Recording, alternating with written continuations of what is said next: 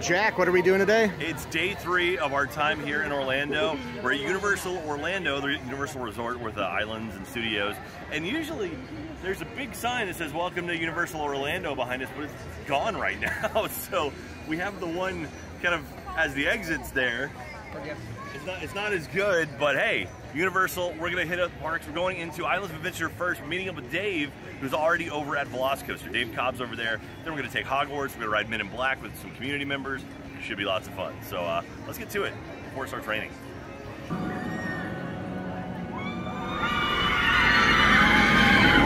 So about a year ago, we rode Velocicoaster for the very first time for our annual pass. And now we're back. It's been in operation for about a year. It's going very, very well. There's been no major downtime with it. The loading and everything, apparently the team working in it is really, really good. So it moves very, very It's very high capacity for a big thrill ride. Yeah, ridiculous. And so, I mean, it's still just as extreme as it was. They've added a few extra things. Kind of this little overflow queue has been really cool. Some bridges and stuff. But it's a fantastic coaster. Yeah. And we're gonna ride it. It's gonna be fun.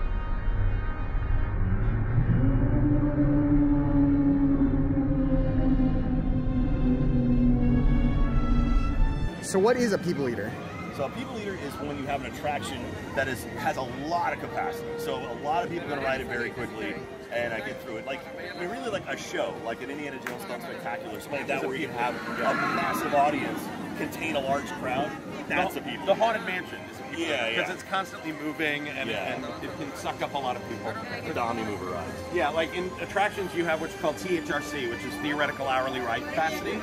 And it doesn't have anything to do with the length of the ride or how many people are in the building, which is called instantaneous capacity. What this is how big is the vehicle, how many people are in the vehicle, and what's the dispatch rate. It's dispatch rate times that. Yeah. So if you have,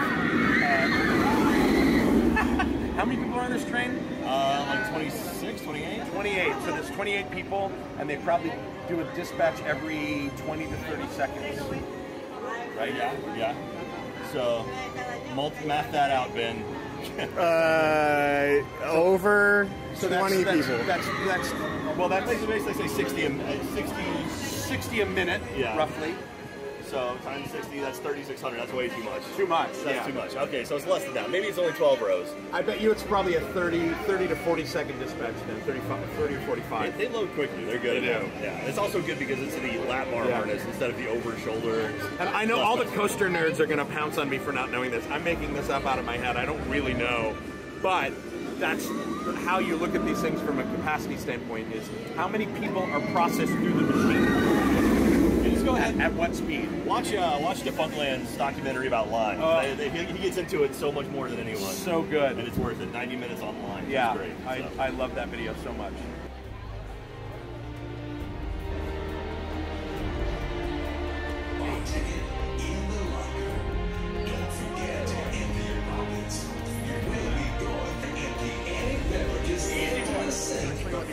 So these are lockers because you can't have anything, no loose articles when you ride the ride.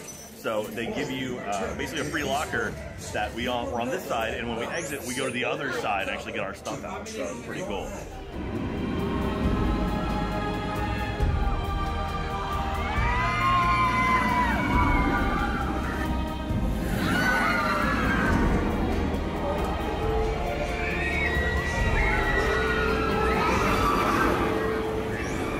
So I mean, as always, Velocicoaster.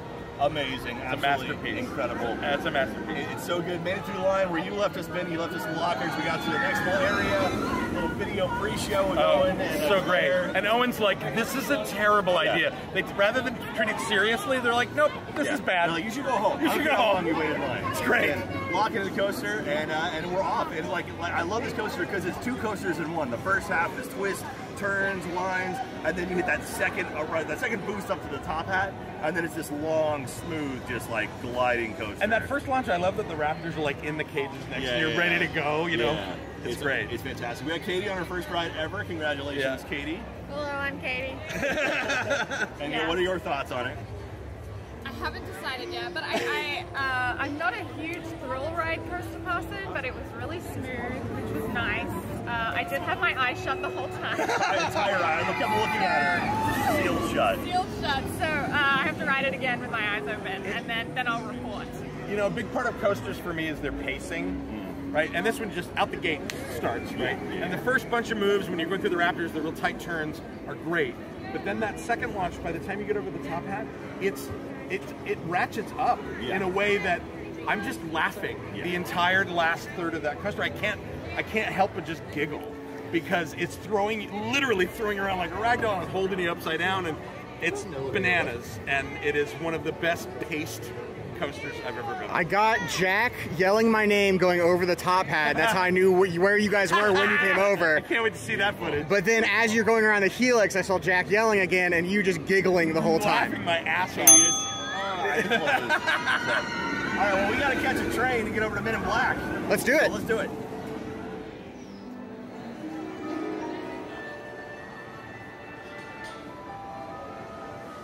We're in the queue right now for Hogwarts Express, going back to Diagon Alley, and actually right next to us is where the Hagrid's motorbike adventure takes place.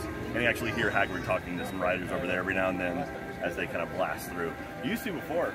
This is where Dragon Challenge was, before that Dueling Dragons, and you would actually like be whipping over here, like you see feet and stuff come over by you, but now you can just hear motorcycles and people getting yelled at, so it's still pretty cool. So yeah, so there was a rumor that Fear Factor Live, which we're about to pass, was going to get torn down, and they were going to add a VR broom experience, like a Harry Potter thing. But yeah, something happened where I guess it's not happening anymore. So I assume something like that might be popping up at Epic at some point. They did do one of those experiences though at the store in New York. Yeah. I haven't seen it, but I've heard it's pretty good. Yeah, we'll go around this way. Oh, we got to do the horror makeup show. We got to do the horror makeup show. Yeah. You do you, all right? Don't worry, we'll forget this. Pew! Right.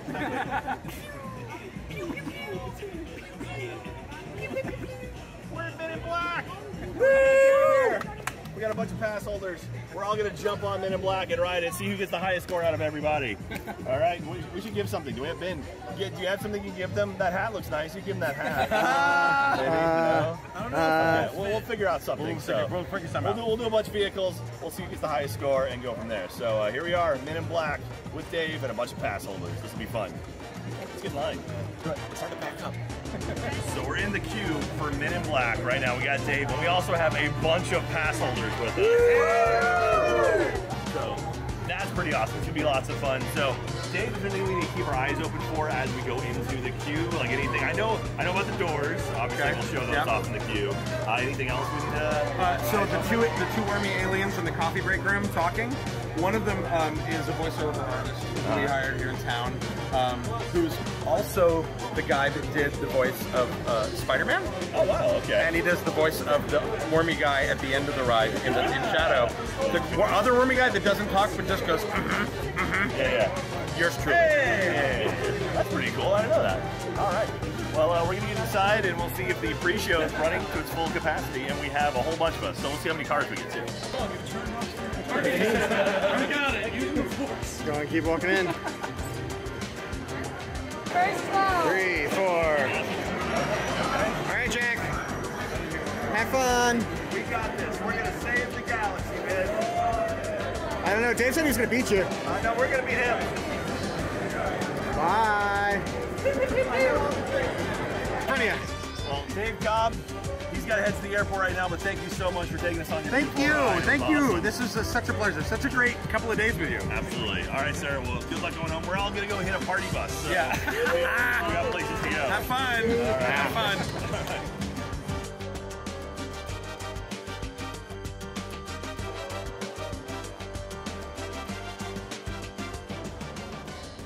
Hey, Ben. What's up? We're going to take all the pass holders on a party bus. Woo! Party bus! Yeah! I'm so excited. So that's really the one you want to go with, huh? Party bus! All right, let's go do it. Here we are at one of the rides at Universal Studios, Fast and Furious Supercharged. You know, this one is all about family, right? So I figured I'd bring some friends. So I brought some really enthusiastic pass holders. Look at them. Wait, we're family? Okay. They're so excited to ride Fast and Furious. Let's go.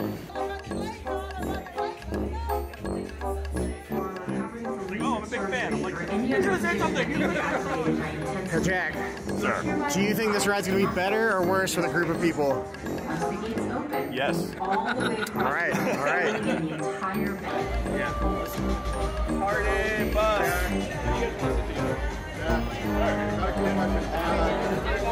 All right. On three, give me a family. 1, 2, 3. Family.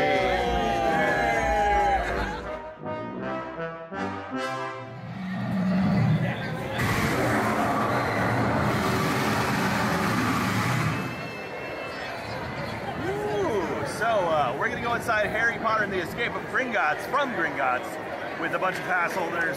And I think that might be the last ride we have because the park's shutting down early today because apparently middle schoolers are taking over. What? That's no fair for us. You know, the adults this stuff was made for. Gringotts is like, if you've ever ridden Revenge of the Mummy, it's kind of like a toned-down version of that. Screens, it is on a track that, like, the vehicle also kind of moves like an omni-mover. But it's a little bit more tame. I like it a lot, but it's not as good as some other rides like this, but it's still fun. I still enjoy it, and it has a big ride capacity too, so we can get all the pass holders on with us, so that should be fun. And you get to explore what happens in Harry Potter, movie 7. So we'll see how that goes. So let's get inside and meet some goblins. So one cool fun fact about this, the goblins are almost all left-handed.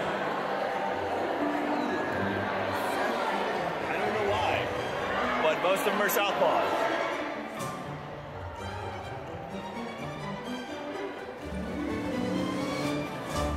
So this, in Harry Potter, this takes place in year 7, which is where basically they've abandoned the school and they're trying to destroy the Horcruxes. So at one point they have to get into Gringotts to destroy a Horcrux that's here, and chaos ensues. And so we kind of are near when that happens.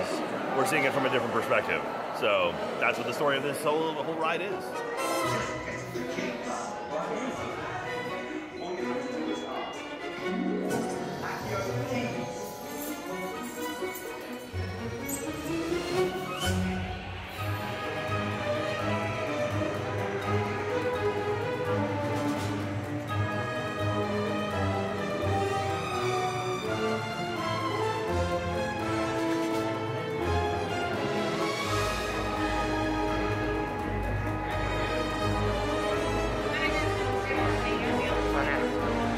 Just got off Gringotts, another great ride. It was a lot of fun to ride with the pass holders as well. Yeah. But that's going to cap off our day here at Universal Studios. It's been a lot of fun. Universal, I love these parks. So much fun. Islands of Adventure. Going to ride Men in Black with Dave Cobb. Riding Fast and Furious with our family here as well. That was good. So it's awesome, and thank you so much everyone for watching this, and hopefully you dig these kind of vlogs and stuff. But we've got one more park to go to tomorrow, so stay tuned. And when we come back for Hollywood Studios, and hopefully some Star Wars stuff too. But until then, stay safe. We'll see you soon.